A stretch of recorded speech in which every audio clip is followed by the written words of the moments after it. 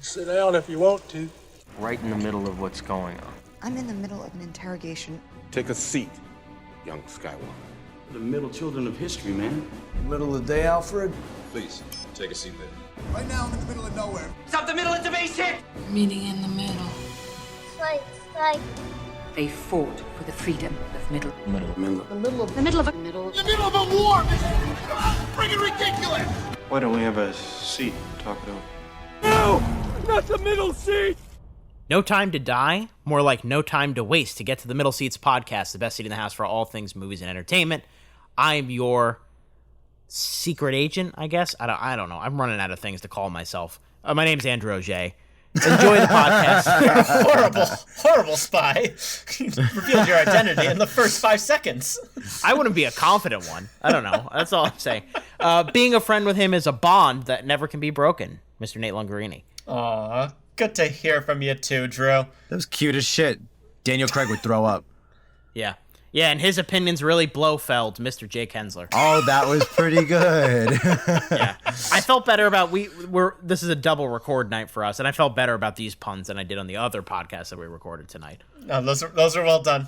I can tell you spent the last 3 months of empty silence on our end coming up with good ones. I would like to see Andrew as a spy, though. I wouldn't. I just see it as 22 Jump Street. Is that your badge? Did you really just look at your badge? Yeah, right. Yeah, exactly. The Middle Seats podcast is the best seat in the house for all things movies and entertainment. Our show is typically divided into 3 segments.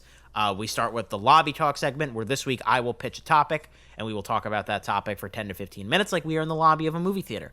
Then we will have a couple of news items to discuss today, and then we will get into our feature review, non-spoiler and spoiler, of Daniel Craig's swan song in the James Bond franchise, the 25th Bond movie, No Time to Die. It's out, finally. It felt like a movie that existed, but not really for a while, as much as it's been delayed. But it is here, finally, and we're finally going to get a chance to talk about it on the show. I don't know. I can't top that opening, so let's just go into lobby talk, I guess. Let's all go to the lobby. You're in the lobby? What do you look like? I will blow up the block before you can make the lobby. It's a pretty simple lobby talk today, guys. I mean, it is a topic that is going to be on everybody's mind once the dust settles on No Time to Die. The whole idea of who is going to take over for Daniel Craig. Now, I don't think it's going to be an immediate transition. I doubt we're going to get a Bond movie again until, at the earliest, 2025, because they have to go through the transition process. But when that transition process happens, who are you pinpointing, or what kind of actor are you pinpointing, Nate? Yeah, so there's been lots of talk about Bonds. A couple of older actors have been thrown out there. I won't say any of their names just in case they're one of your picks.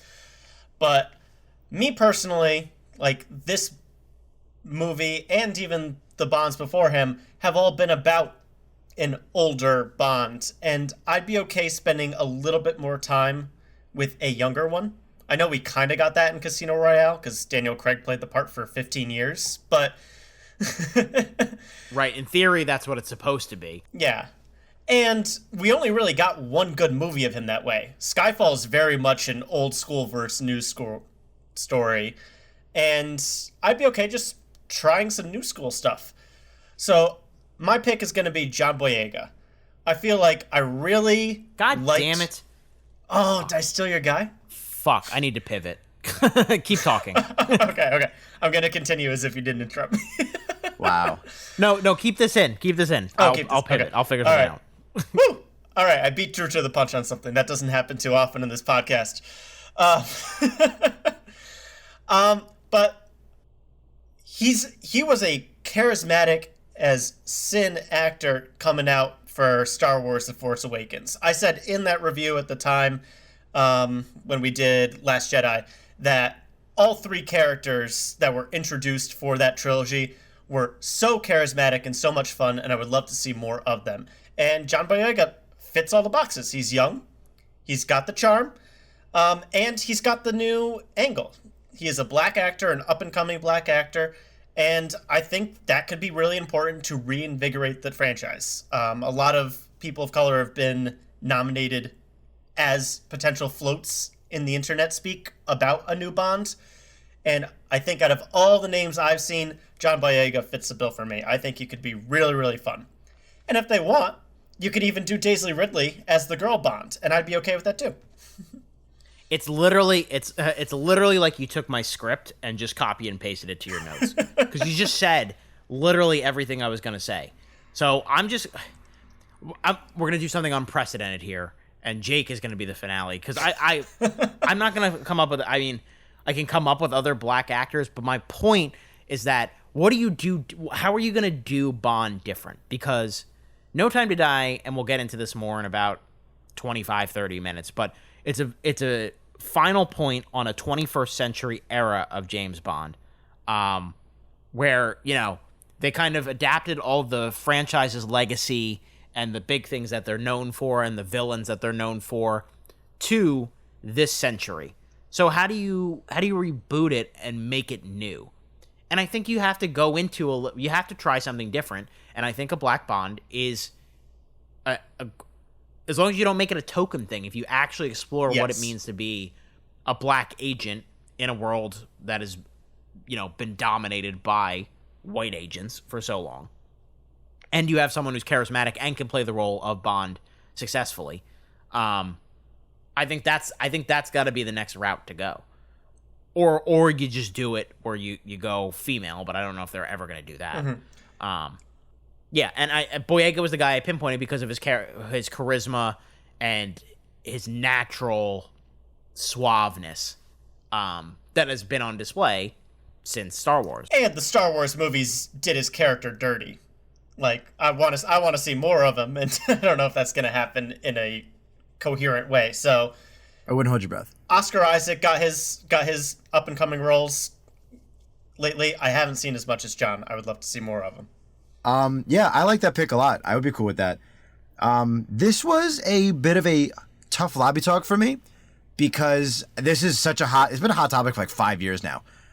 Had you asked me pre-2015, I'd say Tom Hardy's easy, but between Mad Max and Revenant in the same year, I think he's too big. Last year, I would have said Tom Hiddleston, but I think Loki as a show got too big, so I think he's out. And that's the thing. I think Bond needs to be somebody who's at least recognizable, somebody you've seen before, but who's not huge yet. Like, established acting chops, can play the part, but isn't such a household name yet, isn't a well-known face yet. So it was a bit tough because you always go to A and even B-listers, but I was thinking from the movies Unbroken in 71, a guy named Jack O'Connell. I feel like he could play the part pretty well. Yeah, I like that and a that's lot. the thing. I don't even have that much to say, to be honest, because I haven't seen him in that many things, and I only saw both those movies once. But I remember thinking he was good in both. He can play action roles. He can be serious, but there is a bit of a grit and swagger, and he's young. I think he's 30, 31.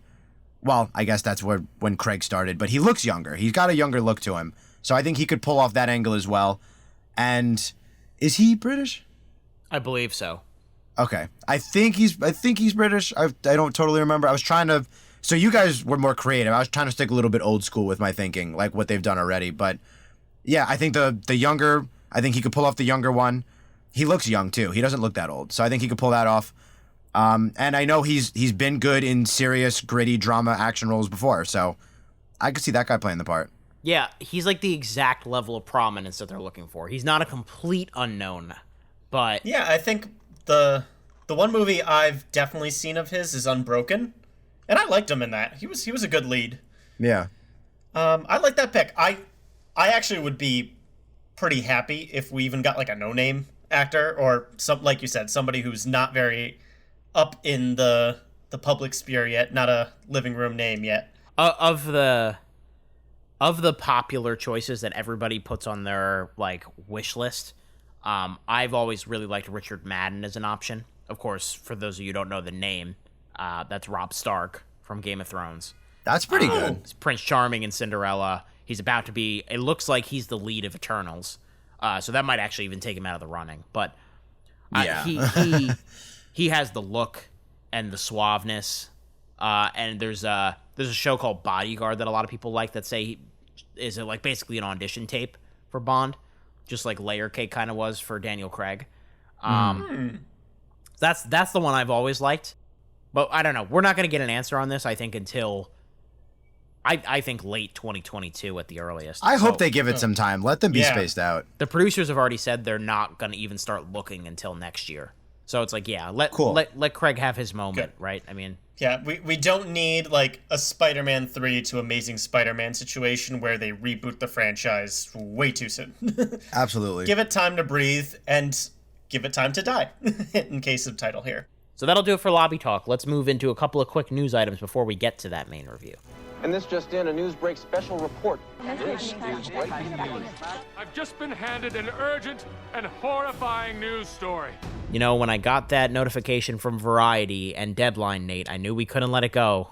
Some Christopher Nolan news for you here on this lovely October evening when we're recording this. Yes! Big Daddy Nolan returns.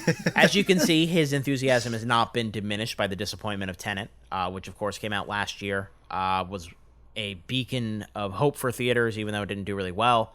It was one of the only movies to actually stubbornly go to theaters. And Jake and I really liked it, with qualifications, and Nate did not like it. Yeah. There's an asterisk next to that. Mm-hmm. Yes.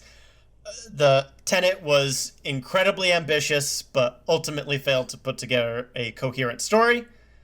But what does Big Daddy Nolan have in store for us now, Drew?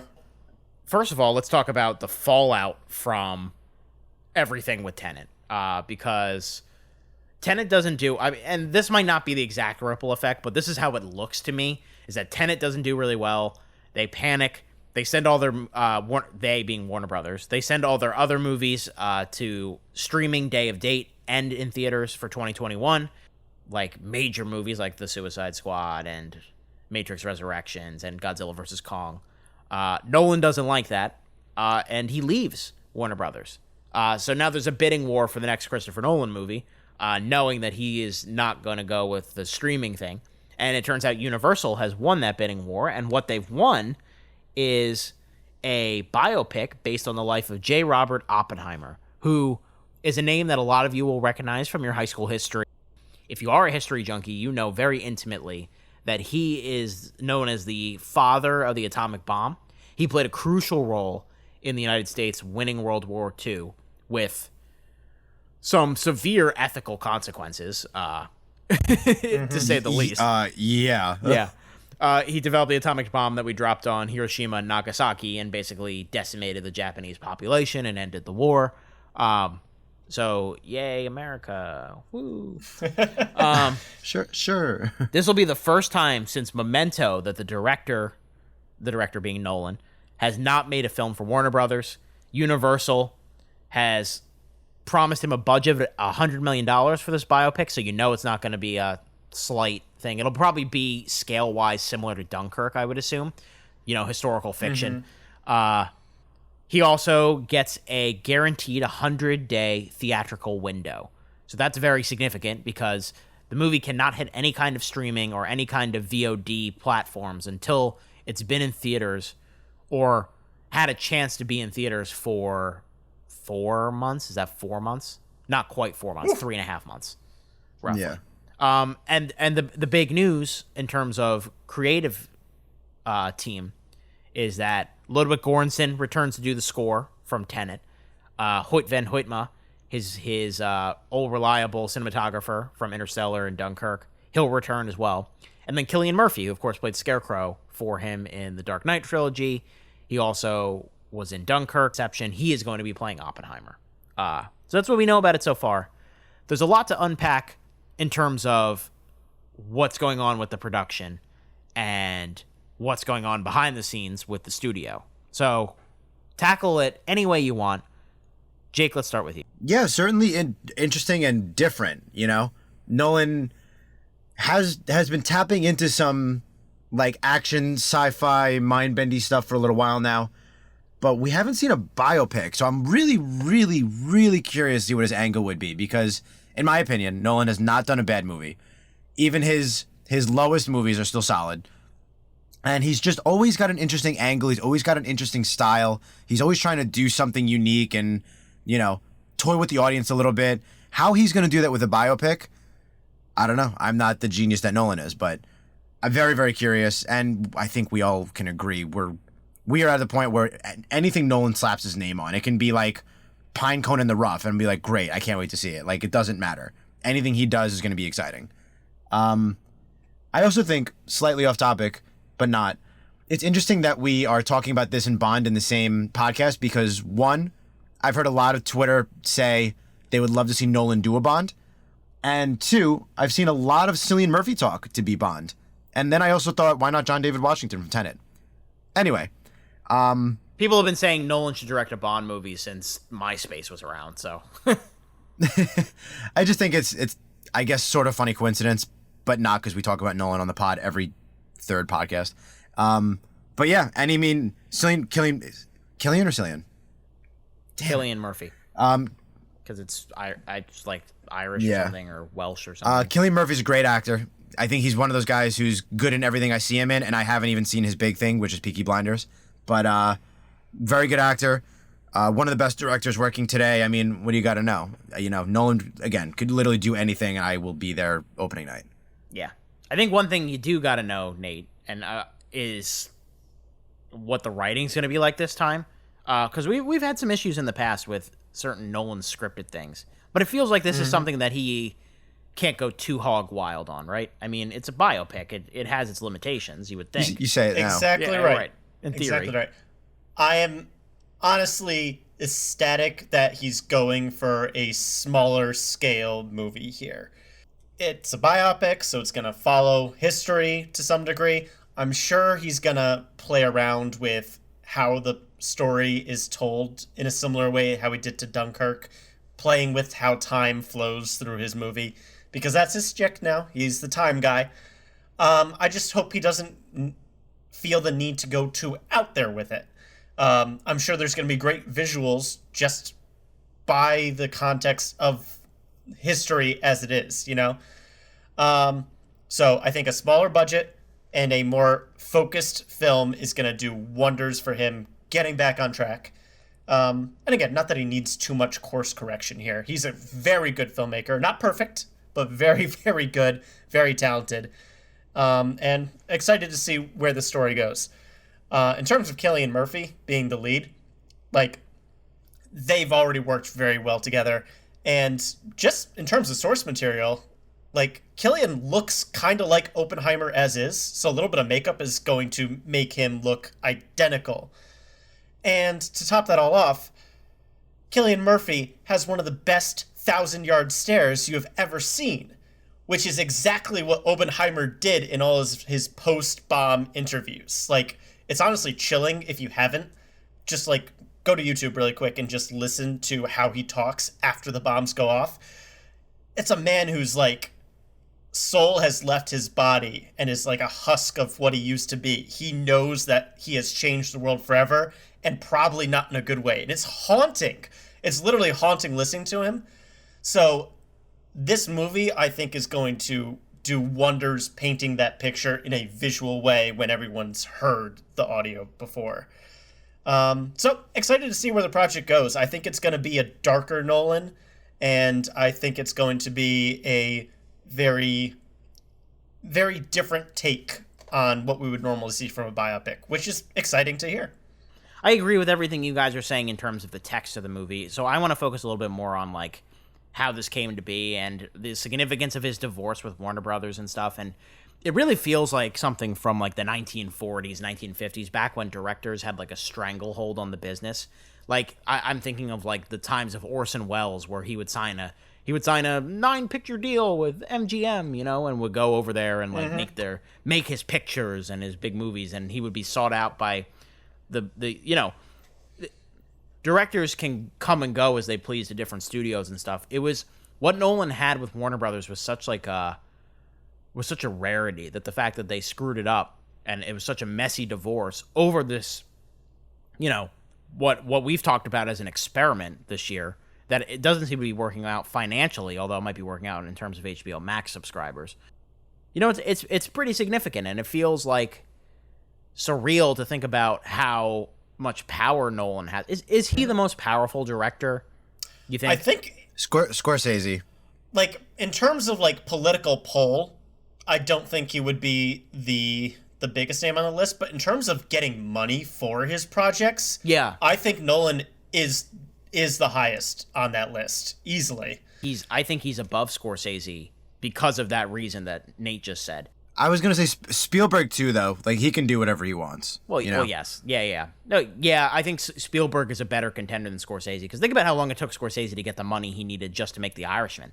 Like no studio wanted to give him money to make a gangster film with De Niro, Pacino, and Pesci. Yeah, Nolan's just in that space where his movies have been obvious, like, moviegoer / critical darlings, but big money makers, and that combo is actually pretty rare. Usually you get one or the other with a director, and for him to get both so consistently with such ambitious projects is really something, and it says a lot to how Hollywood operates that he still has this much pull.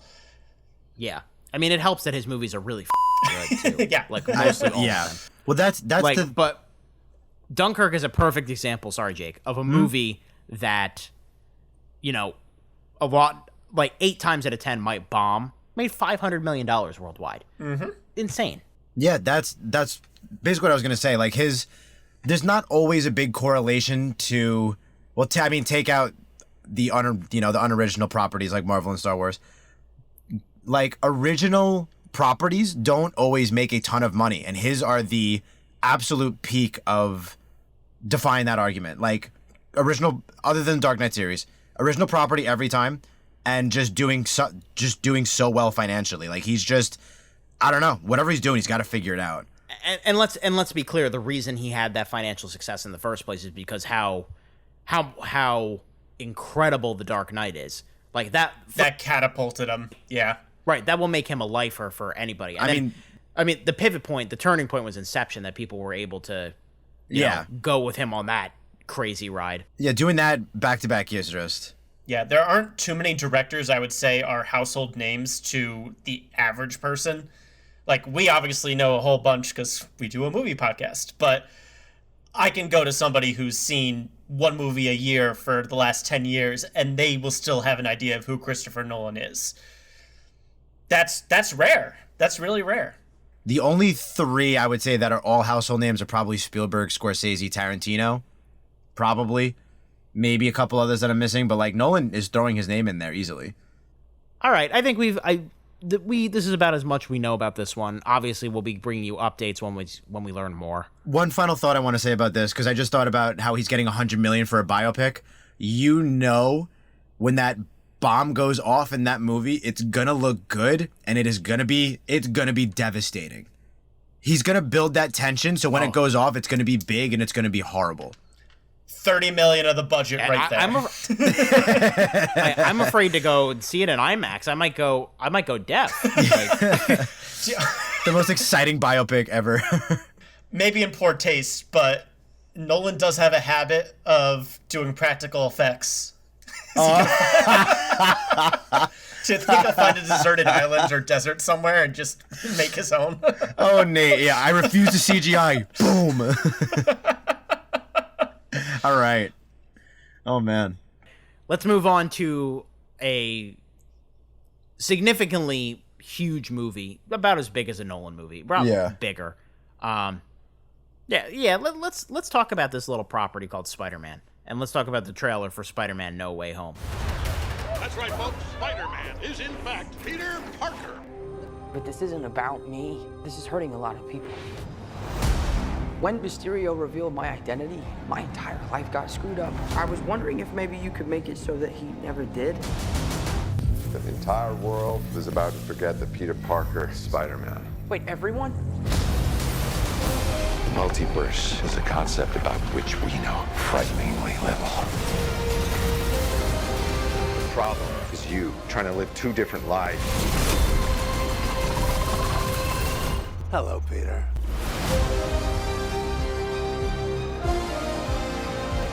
Spider-Man: No Way Home, directed by John Watts. He returns after Homecoming and Far From Home, the previous 2 Spider-Man movies in the MCU. It will be the 27th MCU film. It is not moving from its date. It will be coming out on December 17th. Thank you, Shang-Chi, for that. Thank you, Free Guy, for that, too. Go Free Guy. All these movies doing well in theaters convinced Marvel and Sony to keep it right where it is. So that'll be coming to us right at the end of this year. It is the third Spider-Man movie starring Tom Holland. It is the 6th time he's playing the character. Sounds right? Yeah, 6. Wow. Oh my God. Where does the time go?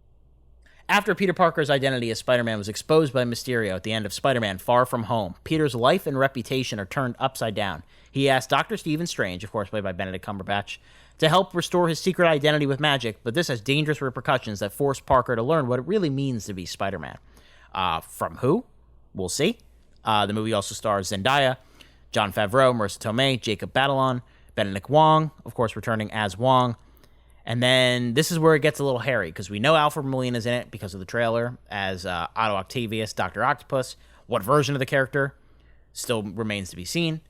We know Jamie Foxx is back as Electro/Max Dillon.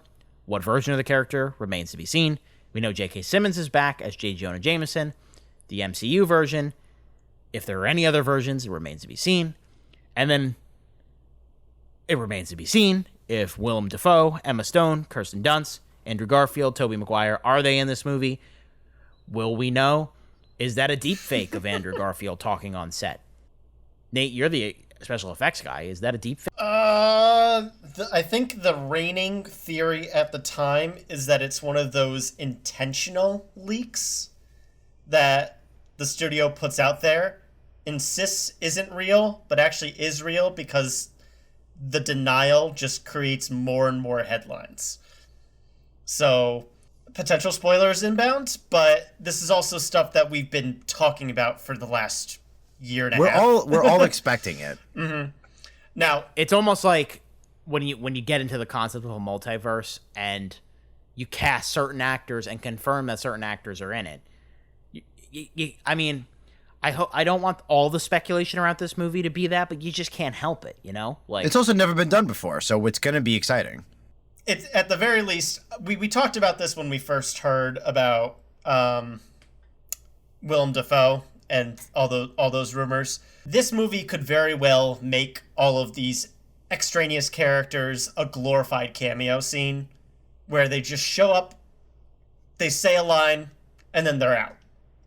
Or they could be the focal point of the movie. We just don't have enough information yet, and hopefully, knock on wood, because Sony does the marketing and not Marvel for this, the trailers don't spoil much more. We will probably get one more trailer before December, and I hope they keep the spoilers to a minimum. I hope they don't release another trailer. Who needs one? We're all in. They will. I bet they will the day tickets go on sale. Yeah, they like probably. to do that. That's usually how these things work. My prediction is tickets will go on sale mid-November, probably right after Ghostbusters, the next big Sony movie comes out, or right after Eternals, and they'll debut the trailer on Monday Night Football because they like to do that, like during halftime. But I don't disagree, Jake. You're right. It's just a matter of I didn't need one in the first place, but I definitely don't need another one. I was everybody knows about this movie. Everybody knows when it's coming out. Everybody who wants to see it is going to go see it. We don't need any more. We're all good. Everybody's set. It's a little wishful thinking to think that they weren't going to do any trailer, but yeah, I would love to see that type of marketing style. Avengers Endgame almost pulled that off. Remember? that was a very ballsy marketing campaign. They just reran old footage. We were like, yes. What did we get? Like we got like 20 to 25 new shots. They showed the white costumes, and then it was basically all old footage, and we were all like, I can't wait. Those are some of the best trailers of all time. I still contend. Yeah. I watched that so many times. Oh yeah, I was working at a restaurant at the time of Endgame, and I went into the bathroom to watch the trailer multiple times throughout the day. I don't care. Anyway, Spider-Man No Way Yeah, Home. we're talking about the trailer. Now we're getting nostalgic. Oh yeah, we haven't even talked on what we actually see in the trailer yet. So, Doctor Strange being in this is a fun twist with this. I like the character a lot, and it looks like he's going to be super weird Doctor Strange. We haven't talked about What If on this pod at all, the Marvel show that was on Disney+. but like there's the Doctor Strange episode in that series where we just get to see that character go off and do crazy things.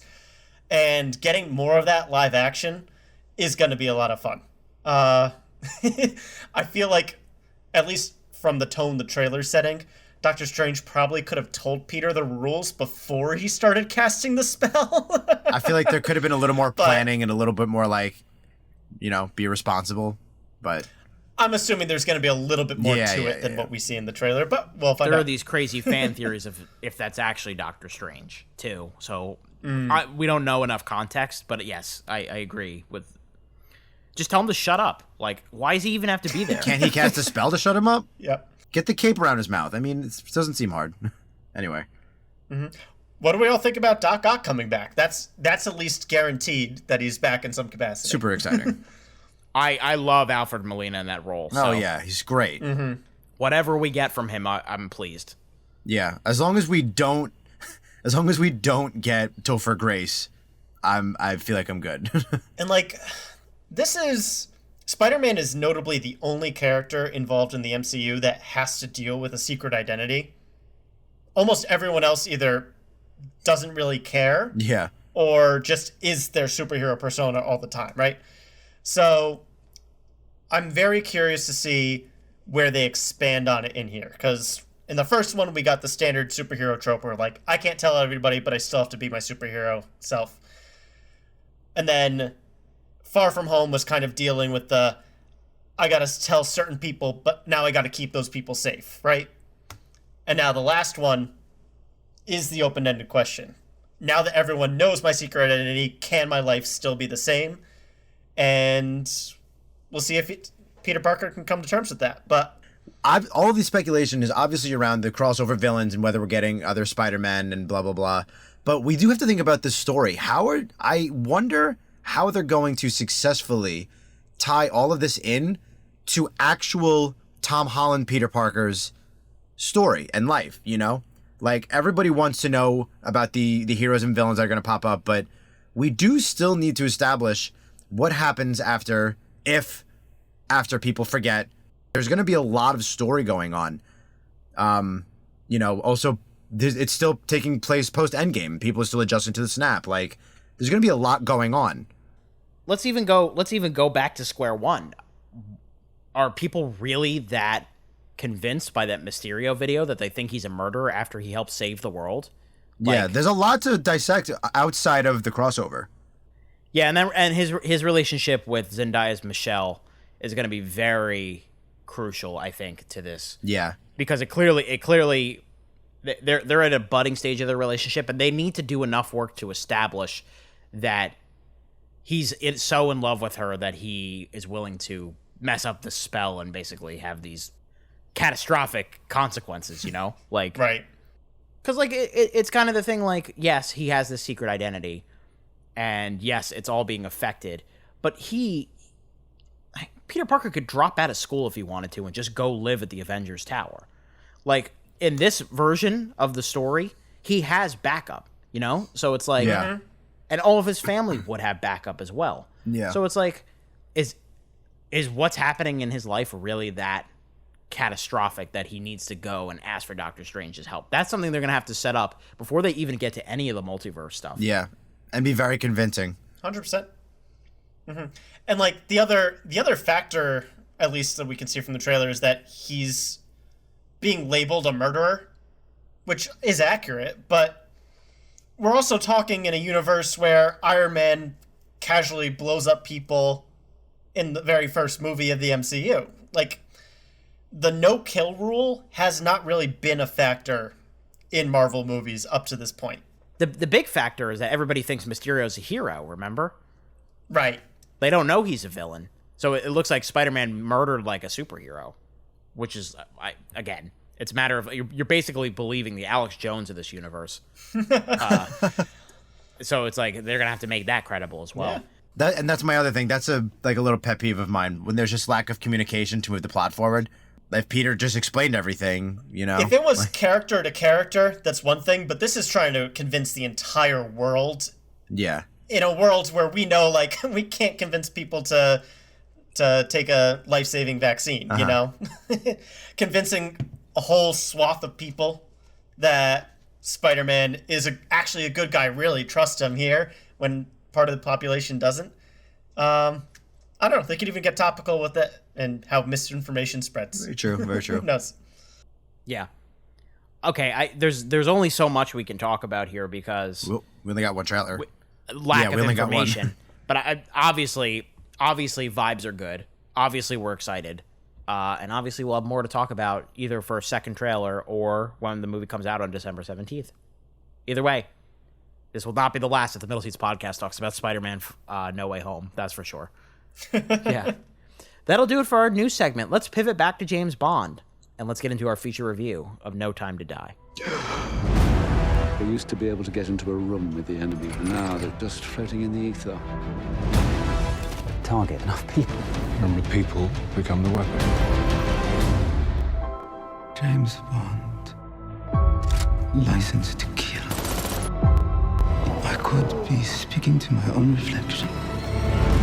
And life is all about leaving something behind. If we don't do this, there will be nothing left to say.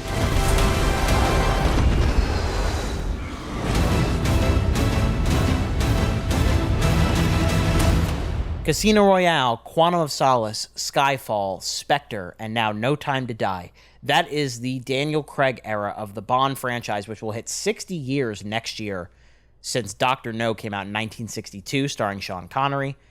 What a legacy. You got Sean Connery, you have George Lazenby, you have Roger Moore, Timothy Dalton, Pierce Brosnan, and of course, everybody our age is most familiar with Daniel Craig, who has been playing the role for the longest time than any other Bond actor, if you don't count like consecutively. Like Connery came back in the 80s, but even then it might not have been as long as 15 years that Craig has played since 2006 Casino Royale, which of course is a smash success. That was a big popular one. Skyfall's beloved. The others, I'm not going to say mean things right now, but if I were theoretically to say mean things, those movies are bad. Cary Fukunaga is the director of No Time to Die. He is best known for True Detective Season 1. Woo! Jake will... If you have any conversation with Jake, within 10 minutes, it'll go to True Detective Season 1 at some point.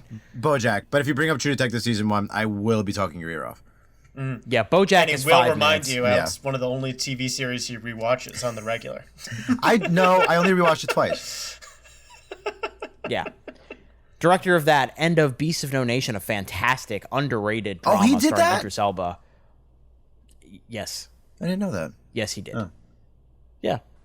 No Time to Die stars Daniel Craig, Rami Malek, Leah Seydoux, Lashana Lynch, Ralph Fiennes, Ben Winshaw, Naomi Harris, Ana de Armas, Jeffrey Wright, Billy Magnuson, and Christoph Waltz. The Craig movies are unique in the Bond franchise, as you know. A lot of people that are Bond fans, because they all kind of flow into each other. This takes place pretty much right after Spectre, with Bond retiring out of active service, having defeated Blofeld, played by Christoph Waltz. He is retired with Dr. Madeline Swan. They're off on their, I don't know, like I was going to say honeymoon, but it's more of a vacation. And then things go awry. Spectre finds them. Bond gets brought back into play by Spectre and by this Project Heracles, which is this bioweapon that can target the certain DNA of certain people. And this mysterious new villain named Safin, played by Rami Malek, who has some kind of connection to Dr. Swan, though that is not clear until way later in this 2-hour and 45-minute movie.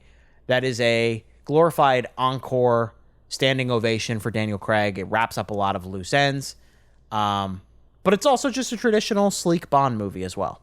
So in terms of where it ranks in the Craig movies, in terms of where it ranks in the franchise from what you've seen, in terms of just an action movie in general, Jake Hensler, what did you think of No Time to Die? I had a really good time with this. I thought it was a lot of fun. I would say it's number 3 as far as Daniel Craig Bond movies go, but not an insult. Casino Royale is my favorite, which I know is probably slightly unpopular opinion. Skyfall would be 2. This would be 3. No, I don't think that's unpopular at all. I've heard a lot of people saying that, actually. I'm the other way around. I feel like Skyfall is the default favorite for most people. I'm with you. I like Casino Royale a little bit more than Skyfall, but they're close. Yeah. Oh, no, they're all 3. I think they're all really good.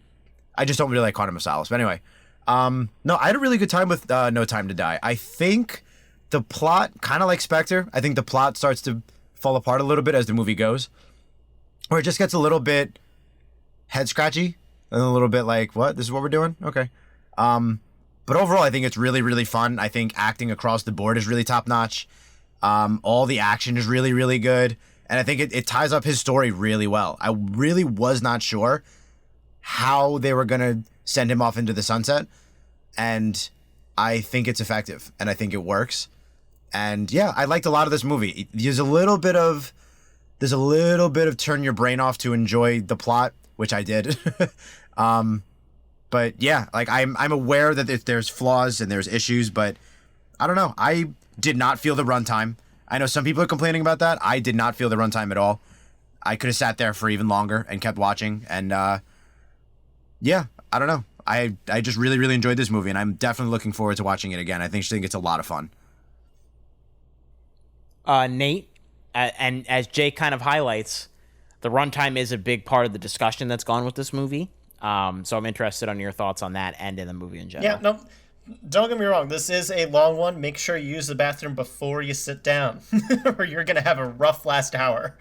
Especially for all of us watch from home, still pandemic lifestyle movie watchers here. I for the most part enjoyed this movie, but I wasn't wowed by it. I agree with Jake. This is definitively a middle tier out of the 5 Daniel Craig movies. Probably in the same order that he has. I'm not big on Spectre, and I definitely barely remember Quantum of Solace, like 99% of the human population at this point. So it's definitely a step above both of those. It definitely works on the parts that it needs to in terms of making this Craig's send-off. Daniel Craig has a lot of fun in this role, gets to do a lot of cool things, and the story structure works for like his one last mission type of vibe the whole way through, with all the clever twists and turns. The movie does definitely take detours that wouldn't be there if this was a standalone movie. There's a couple plot lines that definitely could have been cut out to put this into like the 220 range easy, and probably would have made for a much cleaner, better movie. But because this is the last hurrah for all of these characters, everyone gets a little bit more screen time, and there are some bits that drag on or don't really go anywhere that I wasn't too high on. I think the movie's only real sin, though, is I'm not high on Rami Malek as the villain here. I didn't have a good time with him. His plan, like all these bad guys have very weird plans, but his didn't land for me in either the really campy level or the really like, oh wow, this is a compelling villain level. And it just kind of fell flat. And that's a shame, because Spectre's villain also fell flat because his plan was insanely convoluted for no apparent reason. So it's a bummer we didn't get the last really good villain monologue that I wanted. But everything else here is working for the most part, that I would recommend this movie even if I'm not incredibly high on it like I was with Skyfall and Casino Royale. Yeah, one thing to mention and make it very clear, Nate and Jake both touched on it, but I want to just hammer it home. You have to have seen Spectre to see this. It's pretty much mandatory. Yeah, it's a direct sequel. Right. It is direct in as direct can come. You know what I mean? So if you're a Bond fan, you've checked out to some of these, you need to go back, because, and that's unfortunate because Spectre is Spectre. I watched all of the Bond movies before what I expected to be the original release date of No Time to Die in April of 2020. And they are one of a kind. They're very unique in the landscape of some of the most popular franchises of all time. Most of them have no connection to each other. They're isolated stories. They play by their own rules. A lot of them are cheesy, but that's kind of their charm. The Craig movies are like a hybrid of what modern blockbusters do and what what the Bond movies do.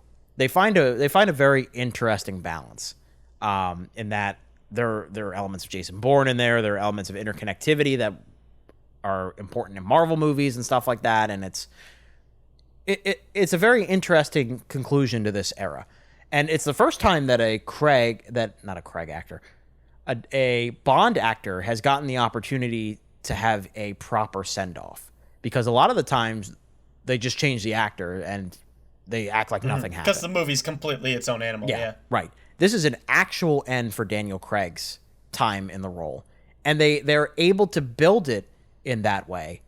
And in terms of how much emotion they could have wrung out of it, considering the bumpy ride we've been on and how much Bond has grown as a character, they stick it pretty well here. This is not a perfect movie. In terms of just like a blockbuster, it's solid. I would not call it great. I do have issues with it.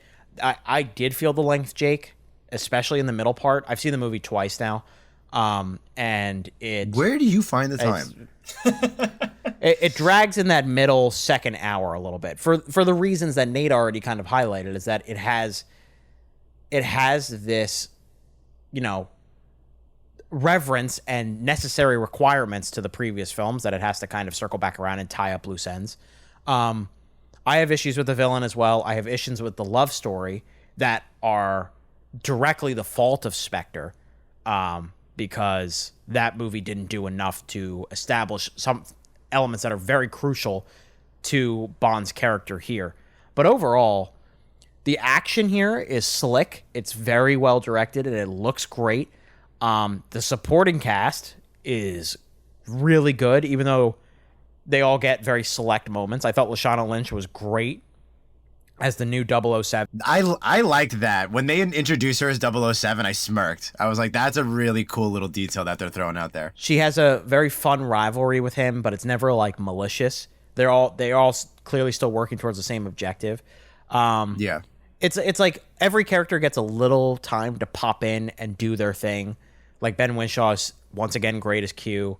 Naomi Harris has done a lot as Moneypenny, and I'm glad that she gets a little bit of time to shine here. Ana de Armas is in the movie for like 15, 20 minutes and steals the show. Not even, but yeah, she was excellent. I thought she was so good. She was so much fun. Definitely circling back to her later. Yes, for sure. But the whole thing is Craig's show, as it should be. And this is probably, for me, pound for pound, his best performance of the 5 films, just because he gets the most to work with. Yeah, they really focus on him most of the movie. Right. So, like, for the first 2.5 of his movies, he is basically this gritty, stoic, very serious guy. And it's been cool to see him over time become more of the James Bond that a lot of audiences are familiar with. He's like a ruthless killer, but he's not afraid to crack a pun when he gets a chance. You know what I mean? And this one allows him to kind of show off all these dimensions. And I really like that, and I appreciated that. And I think the final half hour of the movie is really strong for multiple reasons. But there's... Sure. This is a very solid goodbye, if not a spectacular one. Yeah, I felt that too. And I would ditto what Nate was saying. I was rooting for Rami Malek because I really did like him as Freddie Mercury, but I didn't really care for him that much here either. He doesn't get to do a lot, and then when he does, he's not doing a whole lot with it. And I kind of felt the same way about Christoph Waltz, which I was surprised by. Because he, I think, is an excellent actor in the things that I've seen him in. And I didn't love him as Blofeld, so Oh, yeah. I liked him better here than I did in Spectre, but it's a very, very smaller sample size. Yeah. Yeah. Here's my question to you guys. Do you think these movies would have done better if they did like the Lord of the Rings or the Back to the Future thing, where they filmed multiple movies at once so we could get the story with less time in between movies? Possibly, but it's also different directors trying to do different things. Right. That's also not in the spirit of what the Bond franchise is, but then again, this part of the this time in the franchise is unprecedented. I think that's one of the series issues, at least for me, is because there's so much time in between movies, and because all of the movies have very, very spidery plots with lots of double crosses and triple crosses and and lots of names that aren't featured on the screen when we're talking about them. It's very easy for a casual viewer like myself, who hasn't really seen a whole lot of these Bond movies outside of the one time I saw them, to remember the details in between. There's so many characters that I don't need to worry about from other movies, and then all of a sudden they get back into after the fact. If these movies came out like a year at a time or every 2 years, I might have been able to keep track of those details a little bit better. Mm-hmm. Well, also they didn't even know if Craig was going to come back for another one too. He threatened to kill himself after Spectre. So I think it was a really bad joke, but yes, he said he would slit his wrists. Yeah, if he had to do another one. He threatened to kill himself. He saw the movie and was like, "Oh no." But yeah, like overall, I think everything around Bond. So I think that's what it was. I think everything around Bond here works for the most part, and he is like 90. He's in 95% of the movie. Like, I was surprised at how little we saw of Waltz and Ana de Armas and even Rami Malek. Like, I was surprised at how little we saw them, but it's because the focus is on Bond the whole time, and he's so good, and what they're doing with him is so good that I think most of the movie just felt really good. It's pretty impressive that the movie doesn't drown under all of its characters and all of its plot lines. Some things definitely get neglected and some things are weaker than others, but it never feels like a mess, which I think is a very important distinction. Yeah. And I think Fukunaga gets a lot of the credit for that. I think the screenwriters, him, Neil Purvis, Robert Wade, or whatever his first name is, they get a lot of the credit for that. Phoebe Waller-Bridge gets a lot of credit for coming in and punching up and making characters like Paloma, which is Ana de Armas' character, and Lashana Lynch's Nomi character more feminist-driven and interesting. That's cool. So I think she gets a lot of credit for that as well. I don't know. I think the movie does a lot of good things, and I think it'll be beneficial for us to go into spoilers and talk about the good and the bad, and if anybody has any ugly. So let's get into our ratings here. If you are joining us for the first time, we rate movies based on the seat scale. If we think a movie is perfect, it has no real flaws, we give it a Royal Throne. If we think a movie is great but has some flaws, we give it a plush recliner. If a movie is good but has weaknesses that are significant, we give it a wooden seat. We think a movie is bad but has some good things about it, damp lawn chair. And we think a movie is awful, we give it a sleazy outhouse. If you should see it on the big screen, we will put the bag of popcorn check mark right next to it on our theoretical review sheet. Who started this one? I forget. I think I did. Jake did. Okay, so Nate, you start with the ratings. Yeah, this was a fitting conclusion to the Daniel Craig series, playing our Mr. 007 James Bond. I had a good time with it. Not a great time, but a very solid effort and a good conclusion to a good actor playing a good character. I'm going to go wooden seat on this. It was a little too long and a little too meh in the parts that I really like these kind of spy thrillers for, to go above that. I really dig a good villain. Skyfall had a great villain. I dig a cool, convoluted plot that makes sense. Casino Royale had that. This movie was missing both those key factors that makes the spy movie genre really click for me. But in terms of an action movie and in terms of the character piece that we've all been talking about, it fired on those cylinders. So I'm going to go wooden seat, middle of the road for the series. But overall, worth your time if you like this character and like these movies. If you want to see this in theaters, highly recommended. The action scenes, when they get there, are really worth seeing on a big screen with the big sound system and all the goodies that come with that. If I was you, though, I would avoid getting the large soda because you're going to feel it at the 2-hour mark. Nate, do you have bladder problems, man? This is like the 4th time you brought it up. You okay, dude? Yeah. I'm just trying to warn the people I know need to hear it. I was thinking the same thing, Jake. I'm glad you said it. Yeah, I was like, I mean, I drink a good amount of water too, but I wasn't like peeing my pants or anything. Yeah, so similar to Nate, but higher. This is also my third. I would rank this 3, but I had a better time with it. I agree with everything Nate said. Like, I would have liked a better villain for sure. But I really enjoyed kind of like what Andrew's saying, the globe-trotting adventures, the setting. I think all the sets looked awesome. I think all the shots looked great. I thought, like, visually, just the whole movie looks so good. Like, again, the shots and the sets and the production design, all of it looked really, really good. The gadgets, the action, just top to bottom, I thought it's, like, visually looks great. And then the action, I know we talk about action a lot, but the action, I thought consistently was really, really fun. I like his relationship with... Andrew, what's her name? Well, you really love it, huh? Dr. Swan. Yes. Played by Swan. Lea Seydoux. Yeah. I like his relationship with Dr. Swan quite a bit. I did not expect them to continue it as in-depth as they were, or as in-depth as they did, but I liked it. I thought it worked. There were things that didn't get enough screen time for me, like both villains that pop up.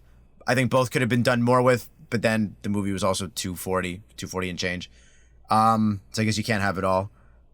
And the villains, like we teased earlier, we'll talk more about this in spoilers, but I thought the villain's plot could have made more sense, could have been a little bit more, I don't know, easier to understand.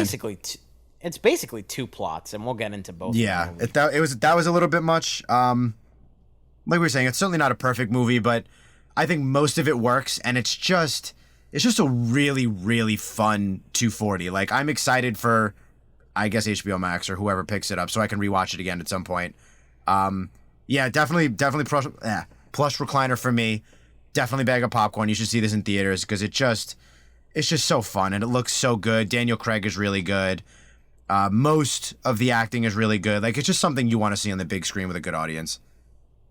A maybe not so surprising comp, or maybe surprising depending on who you are and how much you've been anticipating this and expecting things from this, is Logan for this movie. Logan, of course, starring Hugh Jackman as his swan song to the Wolverine character, but specifically the connection that Craig imbues in his performance, the whole idea that this is an old man Bond. He tries to flirt with girls in this one.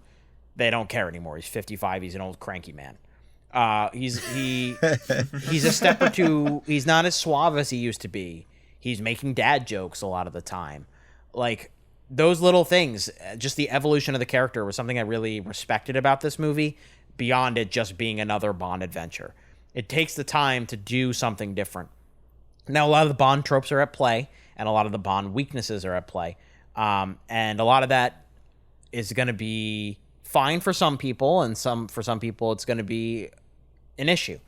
I think if this movie was 30 minutes shorter, I would be way higher on it.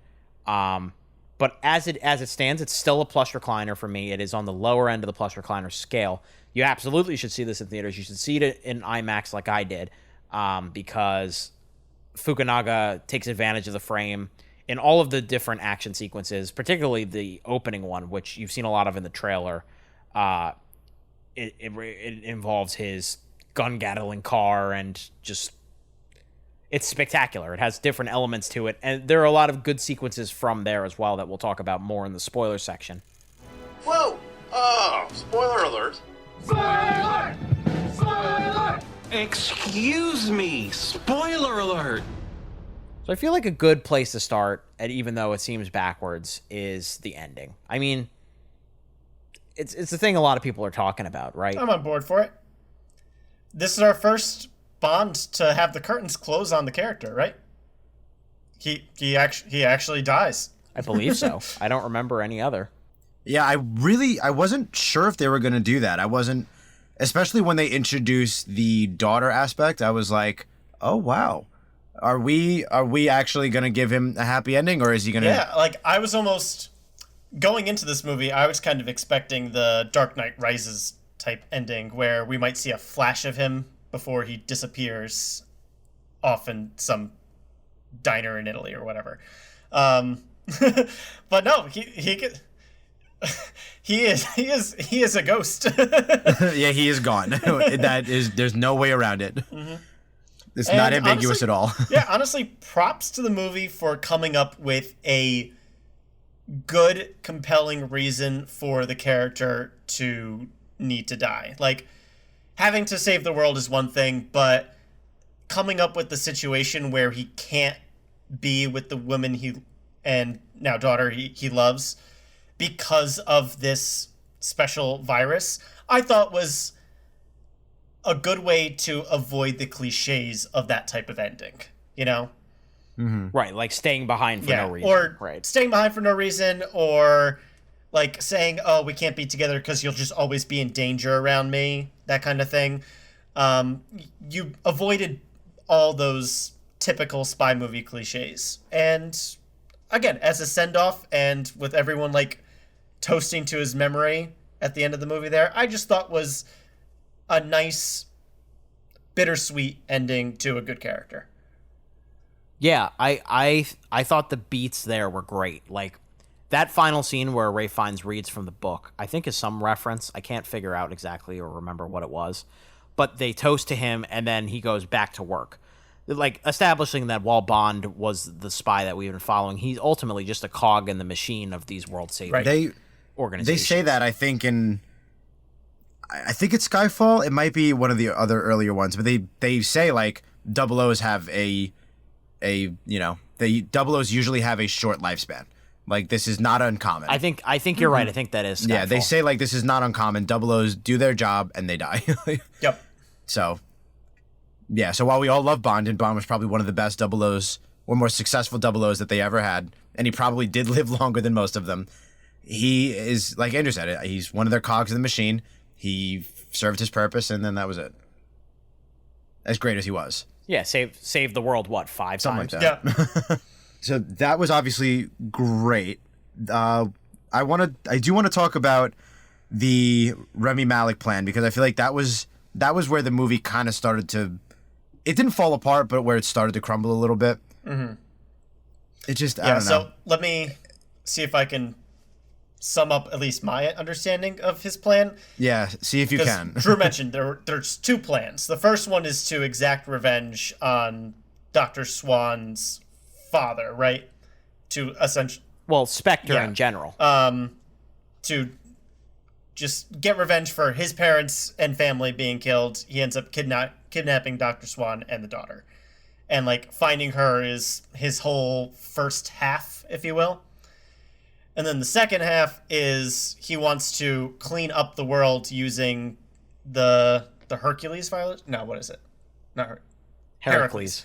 He wants to clean up the world using this Heracles virus by targeting his interpretations of bad people, which ends up effectively wiping out, I don't know, 20% of the population. I don't know if they ever say a firm number, but they say million. They say million. So he's manufacturing all of the Heracles stuff in his secret special island where you get the cool set, blah, blah, blah, blah.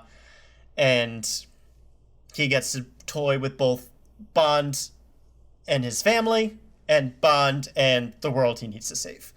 And that's kind of it. So the first part makes sense to me. It's an old-fashioned revenge thing. It's similar to Javier Bardem's beef with M in Skyfall. But that stuff tracks, that makes sense. I don't know why he cares this much about killing millions of people. Like, where did that come from? Yeah. It comes out of nowhere, and I feel like this happened to Falcon and Winter Soldier too, because they had a very similar death machine. But COVID probably screwed with how they scripted it. I really think so. It's another disease taking over the world. Comes off in poor taste now. I think they tweaked with the script a little bit, or maybe left out key parts of what their motivation was going to be. Well, the movie was done by the time. That's COVID the interesting hit. thing. Yeah. So that's what I'm saying. But like, you're saying the context of it changes. Yeah. Yeah, but that has nothing to do with the movie, right? I see what you're saying. It has nothing to do with the movie itself. It has to do with the extraneous circumstances. Have they definitively said that they did not change a single bit in the year and a half they've been waiting to release this movie? Yeah, it was 4 weeks from release. But I mean, when they decided to move it, still... maybe they edited something, maybe they cut something out. I would be stunned, but I guess they haven't definitively. Right, we just don't know. Okay. I'd be curious if anything that comes out in the next little bit. Just because the plot feels half-baked to me in a way that a movie sitting on the shelf for 3 years shouldn't be. You know what I'm saying? Okay. Yeah, I hear you. I was surprised that was where the plot was going. When they said virus, I was like, really? And how funny is that? Just wild coincidence. Another one, yeah. Some producers lost their shit when COVID came out. But I was also surprised at how they treated like Blofeld at his death.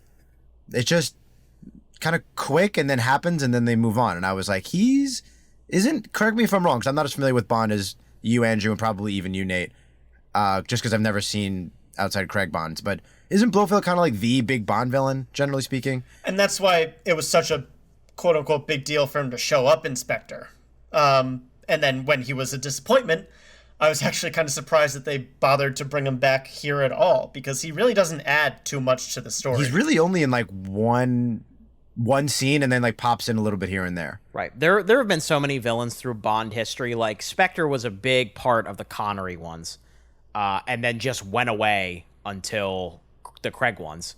So really, if we're talking about like the timestamp of how much time Blofeld has spent in the Bond universe, it's really not that much.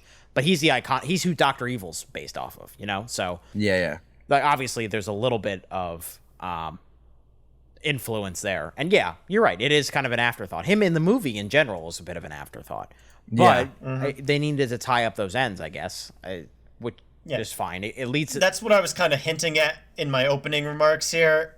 If this wasn't the last Daniel Craig Bond movie, or if they didn't care about the continuity, Blofeld would not be in this movie, and you would save yourself 30 minutes easy. Yes, absolutely.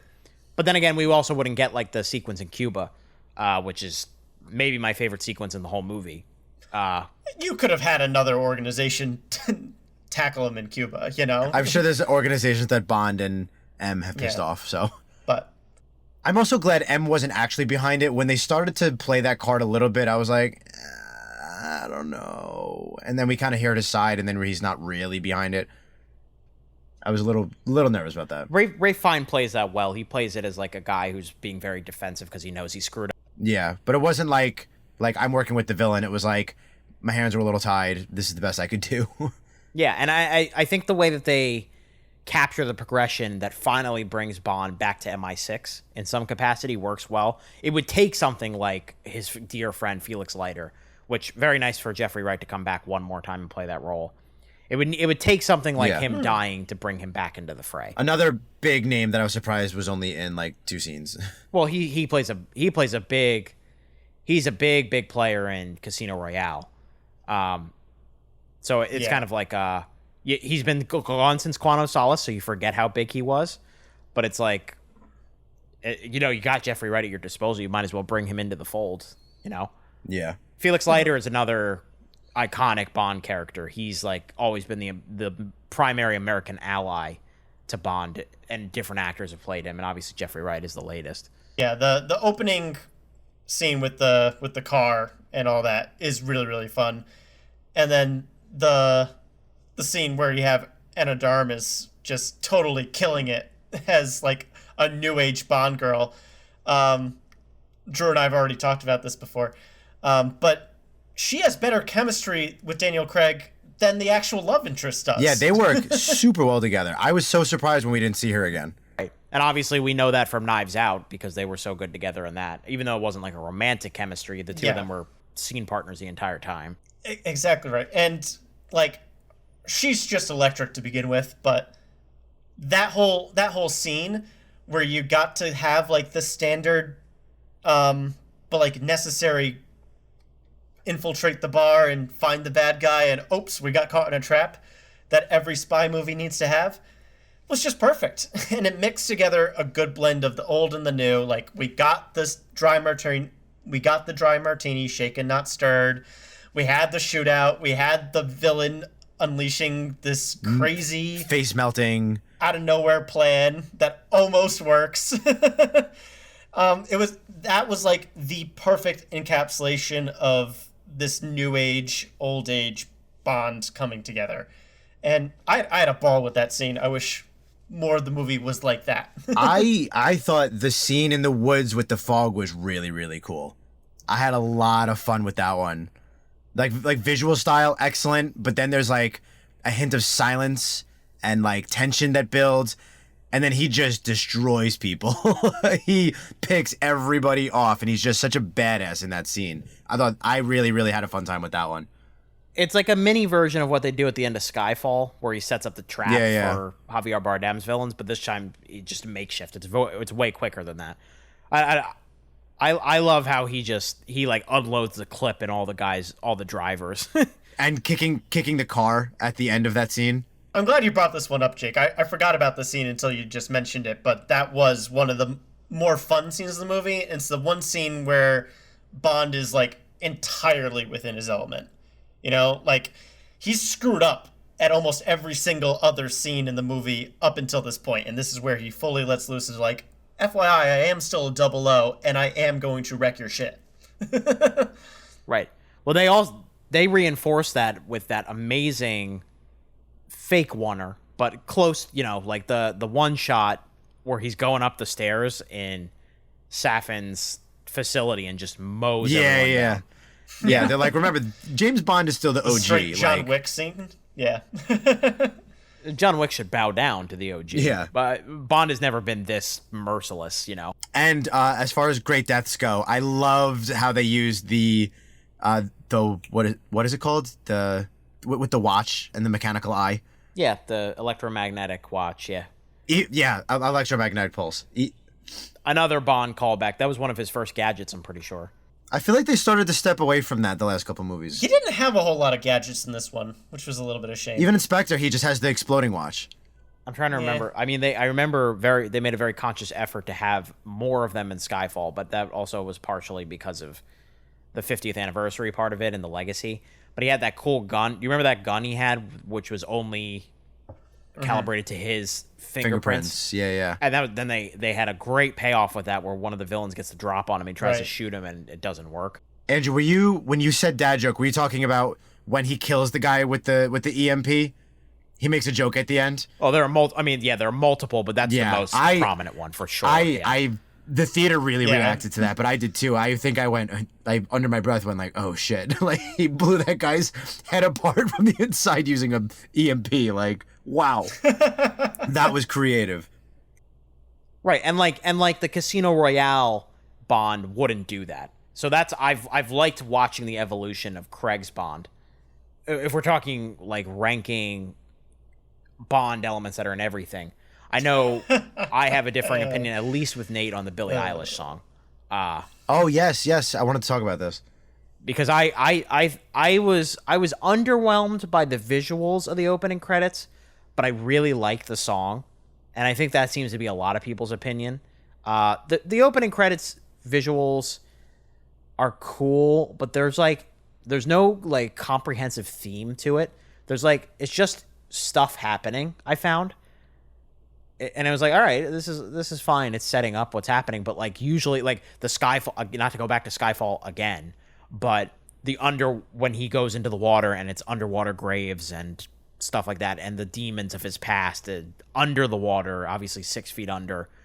That was a brilliant visualization, and there's nothing like that and here, unfortunately. The Casino Royale opening is also iconic. Awesome. What's the name of that song? You know my name. Though. You know my name. I love that one. Like with all the cards and the paper theme of that all is awesome.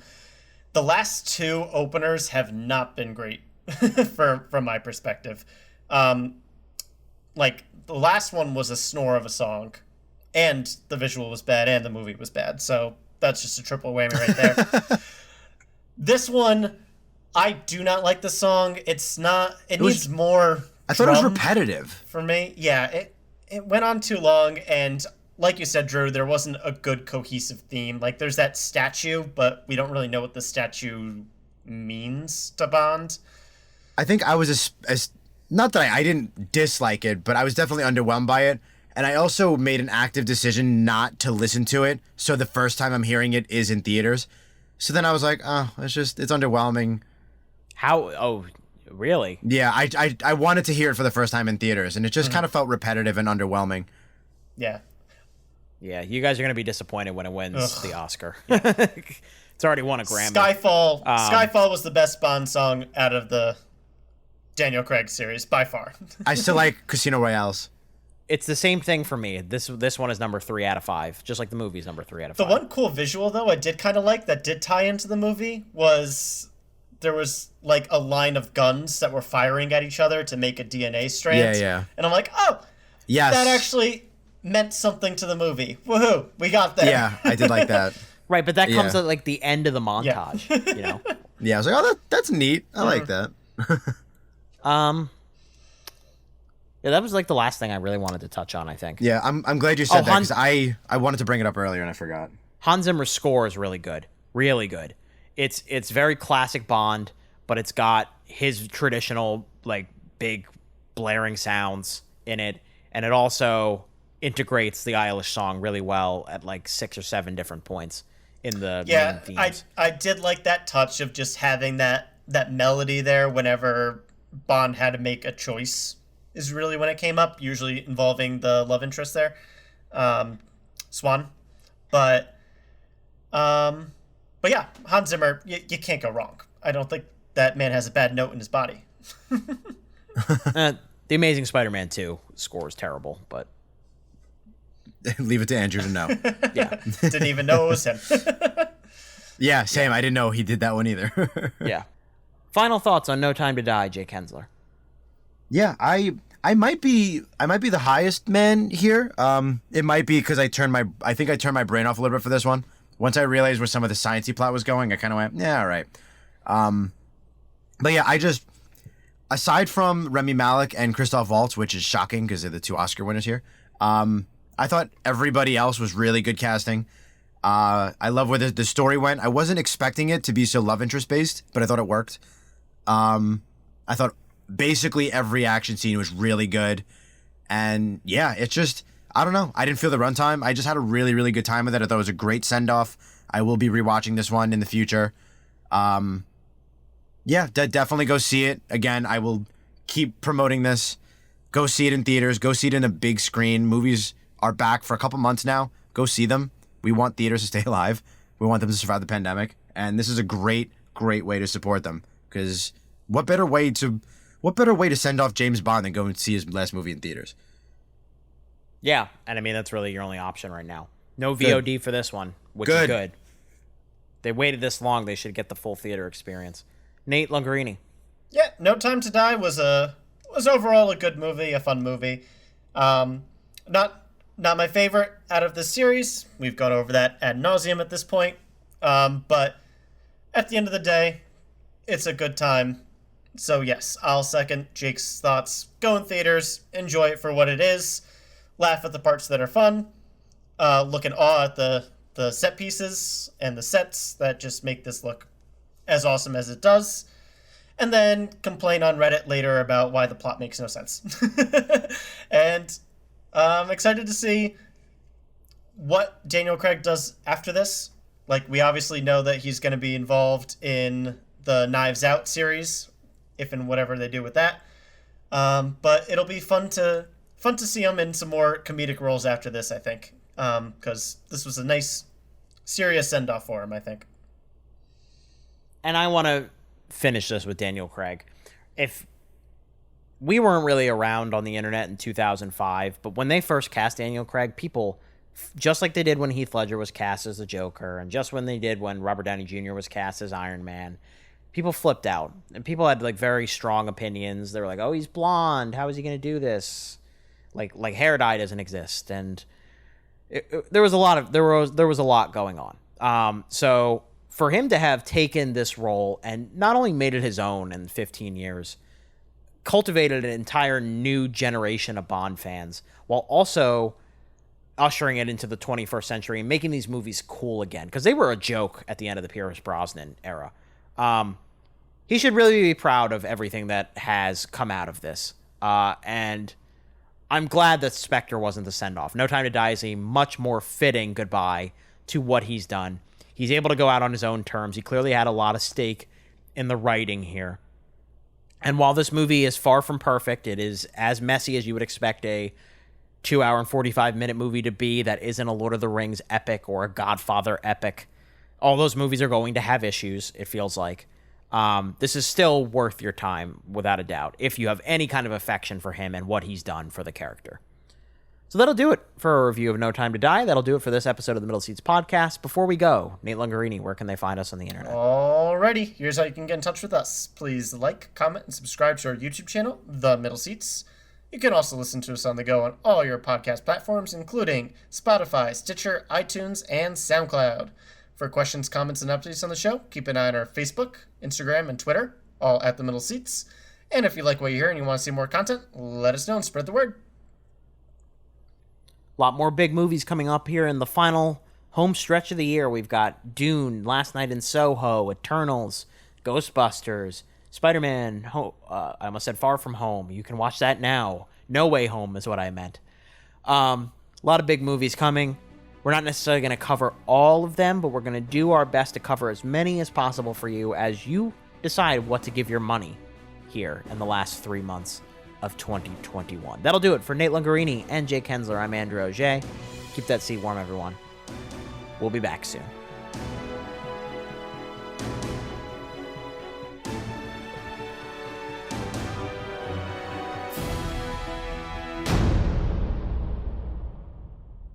Da da da da da da da da da da da da da.